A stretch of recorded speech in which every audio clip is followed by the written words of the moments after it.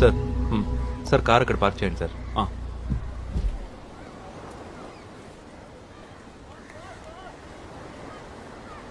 బయట కలుద్దామన్నందుకు ఏమనుకోకండి సార్. స్టేషన్లో 2 స్పెషల్ బ్రాంచ్ వాళ్ళు ఉన్నారు. 2 వేస్టే, కానీ అసోసియేషన్ లీడర్స్. మా పోలీసులు బాగా హేట్ చేస్తారు సార్ మీ ప్రొఫెషన్ని. తప్పేం లేదు, నేను జనాల మీద రెచ్చిపోకుండా పైనుంచి కంట్రోల్ చేసేది కోర్టులే కదా. అయితే ఇక్కడ కలుద్దాం నువ్వు చెప్పకపోయింటే ఒక స్పెషల్ బ్రాంచ్ రిపోర్ట్ని ఫేస్ చేసేవాళ్ళం.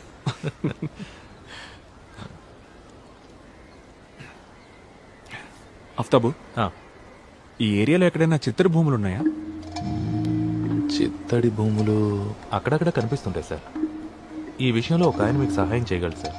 నేను జాబ్ జాయిన్ అయిన కొత్తలో ఆయన అడిషనల్ ఎస్ఐగా రిటైర్ అయ్యారు. ఆయన ఈ ఏరియానే, చాలా మంచి మనిషి, పేరు మదన్. సార్ నేను ఇప్పుడే మీకు కాల్ చేస్తున్నాను.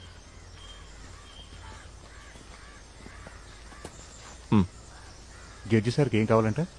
మదన్ సార్, ఈ ప్రాంతంలో ఎక్కడైనా చిత్తడి భూమి ఉందా? పెద్దది, ఫిష్ మార్కెట్ నుంచి చేపల వేస్ట్ అంతా డంప్ చేసేది. ఓహో, అర్థమైంది సార్, చేపల ఊపి.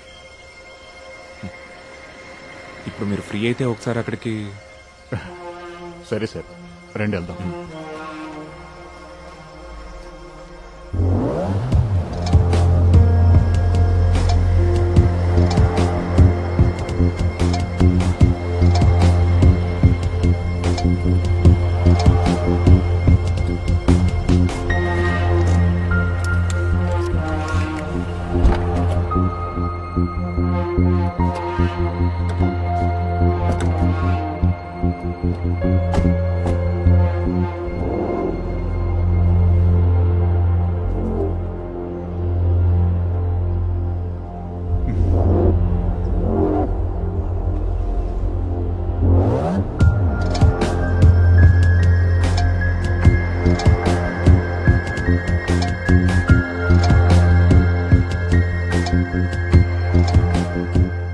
ఇదే అది ఇందాక మీరు అడిగిన ఒకప్పటి చేపల ఊబి.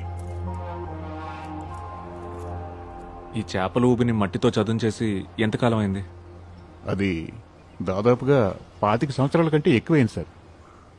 యోగేంద్ర అని అతనికి వారసత్వంగా వచ్చిన ఆస్తి ఇది. ఆ సిద్ధి వినాయకుడు గుడి వరకు మొత్తం అయింది. వైజాగ్లో ఈ రియల్ ఎస్టేట్ భూమి రావడంతో పిచ్చి భూములకు కూడా విలువ పెరిగిపోయింది. ఈ స్థలానికి కూడా డిమాండ్ వచ్చింది, కానీ యోగానంద్ అమ్ముకోలా. ఆయన ఓ డిఫరెంట్ టైప్ మనిషి. ఇక్కడ జరిగిన ప్రతి ఎలక్షన్లో స్వతంత్ర అభ్యర్థిగా పోటీ చేసేవాడు. సారాయి కూడా సొంతంగా తనే తయారు చేసుకునేవాడు. ఆయనతో డిఫరెంట్ క్యారెక్టర్. ఒకరోజు ఫుల్లుగా సారాయి తాగేసి ఆ మత్తులో ఈ చేపల ఊబిలోనే పడి చనిపోయాడు. ఆ తర్వాత ఈ స్థలం వేరేవాడు సొంతమైంది.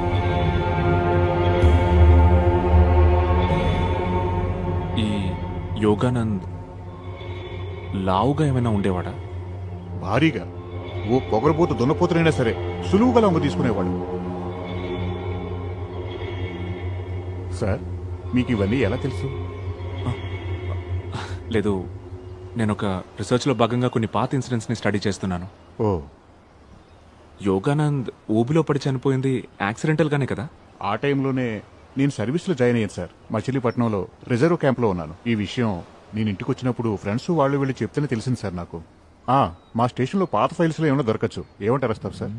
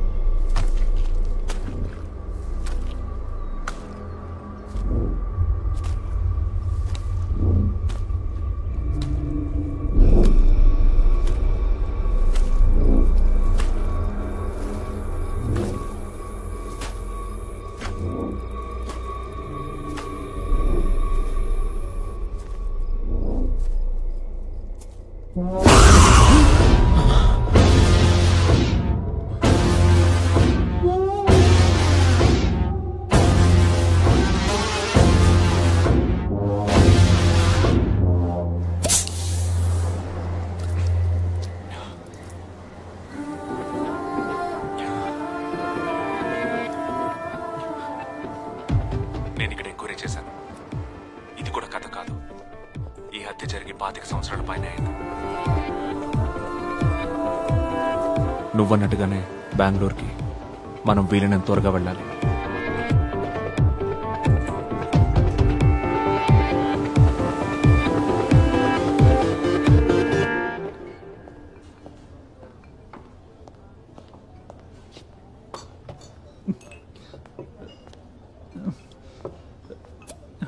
SV sir.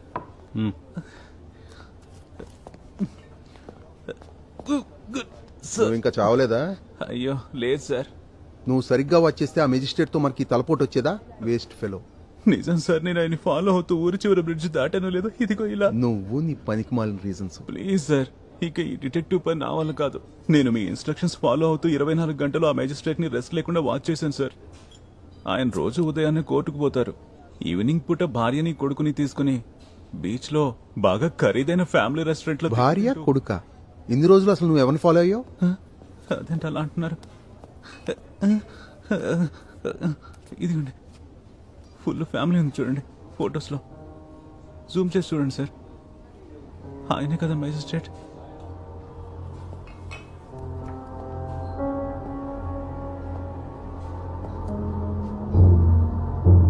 సుధాకర్, నీకు ఫోటో సెండ్ చేశాను. ఆ మెజిస్ట్రేట్ మ్యాటరే. ఆ తల్లి కొడుకులు ఎక్కడున్నారో ట్రేస్ చేయండి. ఇంట్లో, స్కూల్లో, ఆఫీస్లో అన్ని చోట్ల ఎంక్వైరీ చేయండి. ఈసారైనా కాస్త బుర్రున్న వాళ్ళని పంపు. Prosecution has failed to establish that the accused has willfully committed to the crime and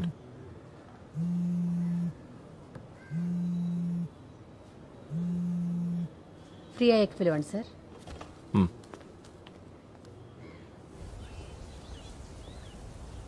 నితిన్ని వెతుక్కుంటూ ఈరోజు ఉదయం పోలీసులు స్కూల్కి వచ్చారంట.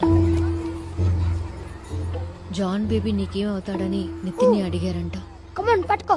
నాకు కొంచెం భయంగా ఉంది. కంగారు పడకు, నేను వస్తున్నాను.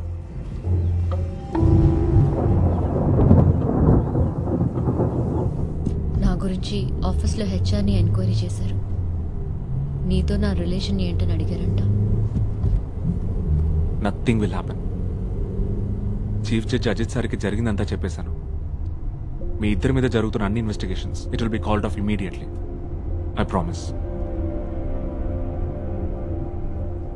బట్ ఈ కథల వెనక దాగున్న మిస్టరీని మనం వెంటనే సాల్వ్ చేయాలి.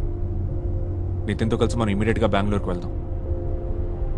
సచిన్ ఫైల్స్ అన్ని లాకర్లో ఉన్నాయా?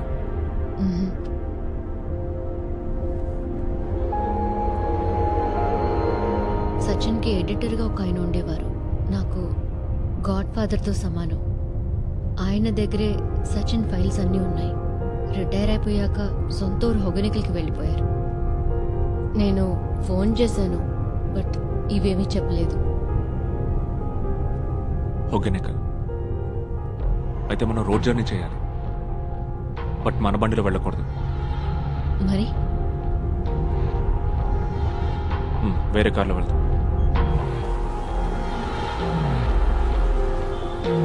లాంగ్ ట్రిప్సే లాభం. నేను సార్కి చెప్తుండేవాడిని.